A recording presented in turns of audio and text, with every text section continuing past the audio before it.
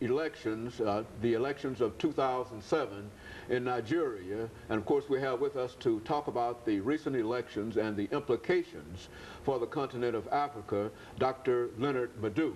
And of course, Dr. LMadu2, before we had our first commercial break, we promised that we'd give you an opportunity to talk about the implications for this particular election for the continent of Africa. And let's give you an opportunity to do that now. Well, these elections are very significant and very important.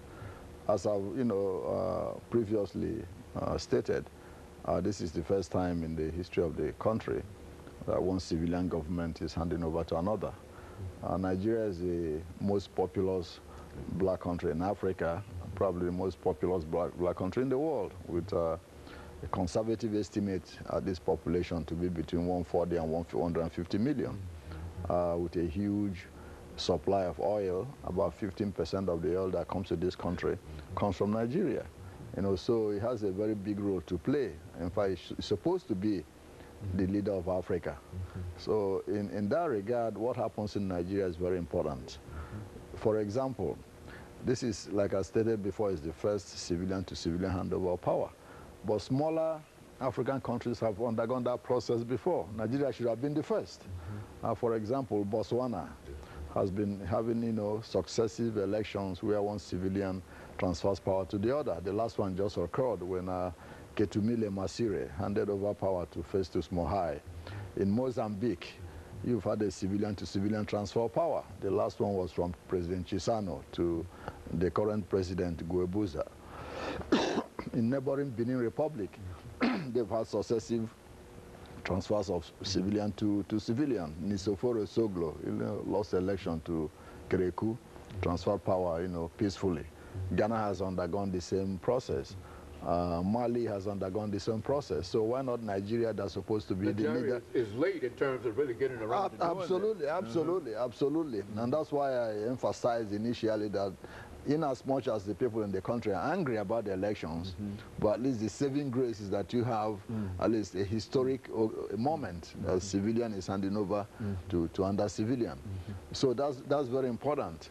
Now, if stability, comes to Nigeria, then the whole of West Africa will also experience the same, because whenever Nigeria sneezes, every other country in that region, catches cold. So that's very important. And the United States and European countries need Nigeria's oil. So it's also in their interest to see that there's stability in the country. In fact, if you look at the foreign media, most of the congratulations to the incoming president has been from members of the European Union, the United States, and other countries, even though they condemn the election. Nigeria doing well. Exactly, at least that there's stability, no violence, and all that. Most of these countries have billions of investments in the country, in oil, in infrastructure, etc., etc. And so they will want to see a country that is stable so that their investments, can have good returns. All those are the interests. And moreover, most of the region, West African region, cannot afford to have an unstable Nigeria, where you have refugees pouring into their countries.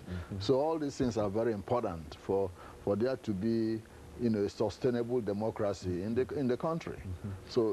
And so this is what you mean when you talk about the stability of it, that democracy can work if, well, what about the economic situations in reference to, and you've talked about that on a number of occasions, but you talk about all this wealth and et cetera, but Nigeria, in terms, I would imagine, per capita income, is one of the poor countries in Africa. Well, it's not as well off as it ought to be. What about that kind of situation? How do you deal with that? Well, I think that would be some of the challenges of the incoming president. The outgoing president has, tried to introduce some reforms into the economy, which didn't go very far. So the incoming president will have a whole lot of economic challenges. I think what he needs to do is do what Deng Xiaoping did in China in 1978. When he came to power, he introduced what he called the four modernizations. Choosing four sectors of the economy that has to be modernized within a time period. That's what ushered China into its present economic prosperity. So I think the current incoming president has to, have what I might call a five modernizations, to modernize the economy. A, modernizing the infrastructure. You know, B, healthcare. C, education. You know, D, infrastructure.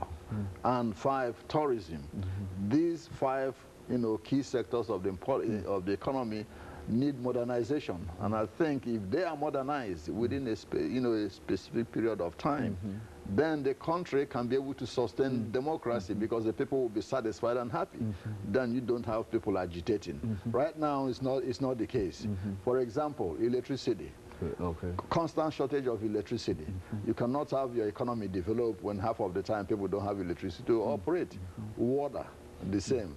The roads, the same. So that's what I mean by modernizing the infrastructure. Absolutely. If the president can, you know, have a blueprint for making sure that the country has adequate electricity supply, adequate water supply, you know, good roads, then he has accomplished some, even if it's in 4 years. B, agriculture. That sector is neglected. It's not seen as a job. Rather, you know, it's not seen as a profession. Yes, absolutely. Once in a while, the president comes on TV, you know, Operation Feed the Nation. Well, you eat 3 times a day, not once, you know. So they have to pay attention to modernizing the agricultural production of the country. That's why you have so many elephant projects in Africa. A whole lot of factories that were built, cigarette factories, sugar factories, but you don't have the agricultural base to sustain those industries.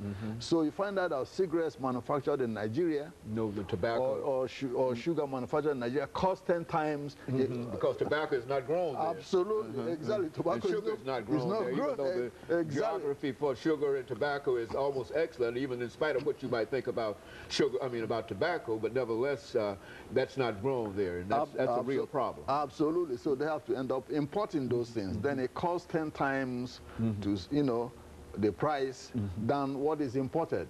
So you find out that you have to have an agricultural base in order to have an industrial revolution. Good. And of course, Dr. LMadu, let us make preparations for the second commercial break, but essentially that's the information that we want you to give us in reference to what is going on in Nigeria and the implications that this has.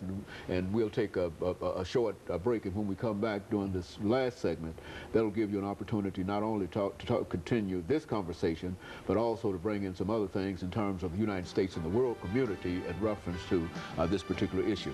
And of course, we'll be back with our audience following this very, very short commercial break.